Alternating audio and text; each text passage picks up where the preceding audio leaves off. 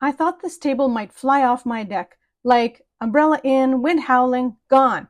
But nope. So I'm doing something I never thought I'd say. I assembled this Yaheetech outdoor table by myself. Yep, me. Tools, tiny bolts, the whole thing. It's for my small deck. I wanted a spot to sip coffee, eat outside, feel like I actually used the space. It needed to fit my chairs, the umbrella already had, everything. Big enough for meals, but small enough to not feel cramped. This one clicked, literally.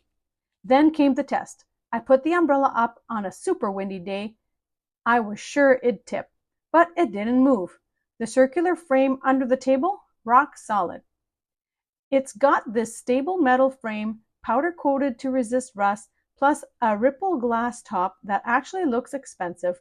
There's an umbrella hole in the center that fits most pulls, and a smaller frame that holds it in place, tight. Also, it's light enough to move if I ever want to rearrange. Now I'm outside more than ever. Morning coffee hits different. It feels like I added a whole room to my house. If you've got a tiny deck or just want something that's easy, stable, and actually stylish, this Yaheetech outdoor table is it.